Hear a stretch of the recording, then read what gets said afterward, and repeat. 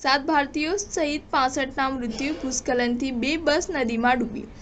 નેપાળમાં ભૂસ્ખલનને લીધે 2 બસ નદીમાં પડી જવાથી 7 ભારતીયો સહિત કુલ 65ના મૃત્યુ થયા છે, જ્યારે 50 હજી લાપતા છે। ચિતવાન જિલ્લાના સિમલતાલ વિસ્તારમાં આવેલા નારાયણઘાટ મુગવિંગ રોડથી ભૂસ્ખલનને લીધે 2 બસ ત્રિશુલી નદીમાં પડી જતા આ દુર્ઘટના બની હતી। આ માહિતી આપતા માય રિપબ્લિક ન્યૂઝ પોર્ટલ અધિકારીઓને ટાંકતા જણાવે છે કે છેલ્લા કેટલાય દિવસથી થઈ રહેલી અનરાધાર વર્ષાને પરિણામે ઠેર ઠેર ભૂસ્ખલનો થયા છે તેમજ નદીઓમાં ભારે પૂર આવી રહ્યા છે।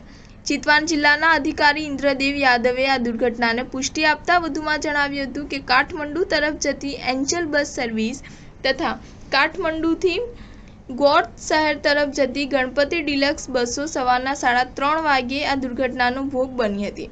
કાઠમંડુ તરફ જતી બસમાં 24 પ્રવાસીઓ અને ગૌર તરફ જતી બસમાં 41 પ્રવાસીઓ હતા। આ બસમાંથી 3 પ્રવાસીઓ કૂદીને બહાર નીકળી જતા બચી ગયા છે। પ્રાપ્ત માહિતી પ્રમાણે એન્જલ ડિલક્સ બસમાં 7 ભારતીયો પણ હતા, તેઓ પણ નદીમાં તણાઈ જતા મૃત્યુ પામ્યા છે। વધુમાં જણાવે છે કે રાહત કામગીરી હાથ ધરવામાં આવી છે, પરંતુ ભૂસ્ખલનને લીધે માર્ગમાં અવરોધ ઊભો થાય તે માટે માટી પથ્થરો પહેલા દૂર કરવામાં સમયનો દુર્વ્યય થયો છે।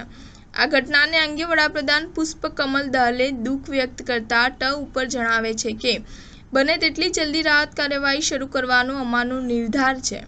તેવામાં અન્ય સમાચારો મળ્યા છે કે એક અન્ય દુર્ઘટનામાં કાસ્કી જિલ્લામાં 11 વ્યક્તિઓના નદીમાં ભૂસ્ખલનને લીધે તણાઈ ગયા છે। સ્ટાર ન્યૂઝ 7 હંમેશા સચ્ચાઈની સાથે।